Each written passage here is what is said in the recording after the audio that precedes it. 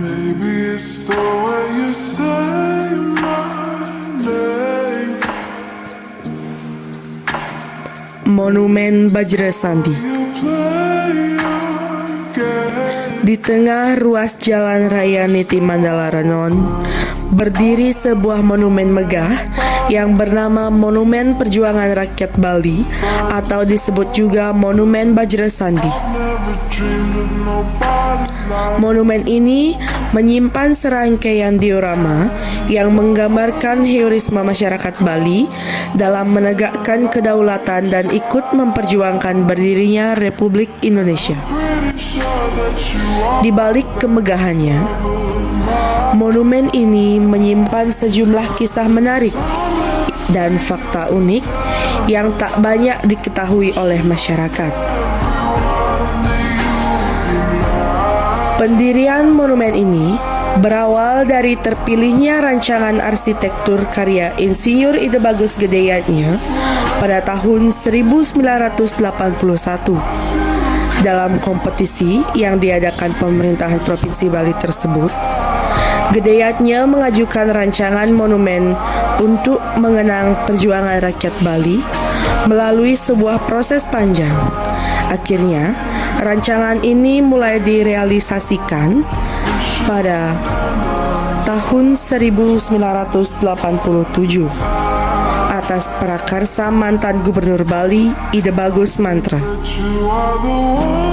Monumen ini akhirnya diresmikan pada masa Presiden Megawati Soekarno Putri, tepatnya pada 14 Juni 2003. Eksterior monumen ini kaya akan detail ornamen khas Bali yang syarat dengan makna filosofi ajaran Hindu.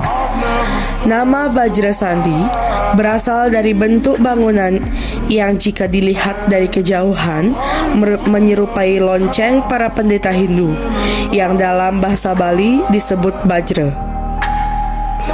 Pada bagian atas terdapat periuk atau kumbah yang melambangkan Guci Amerta.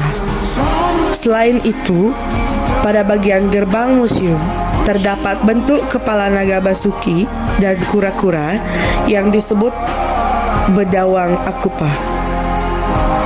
Kedua makhluk ini erat kaitannya dengan kisah mitologi perebutan Tirta Amerta antara kaum dewa dengan kaum asura atau raksasa. Selain nilai-nilai ajaran Hindu, arsitektur bangunan ini juga menyimpan perlambangan nasionalisme. Monumen ini memiliki 17 gerbang utama dan 8 pilar yang mempresentasikan tanggal 17 Agustus.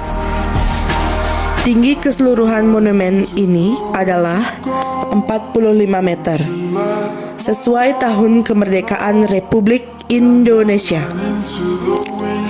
33 diorama yang terdapat di dalam museum pun semakin melengkapi pesan moral mengenai pentingnya nasionalisme dalam menjaga kemerdekaan yang telah diperjuangkan para leluhur. Seluruh diorama disimpan di lantai kedua museum ini. Diorama-diorama ini menggambarkan peristiwa-peristiwa penting dalam perjalanan sejarah rakyat Bali sejak era prasejarah hingga memasuki era Indonesia merdeka. Keseluruhan diorama ditata berurutan searah jarum jam sesuai urutan waktu terjadinya peristiwa tersebut.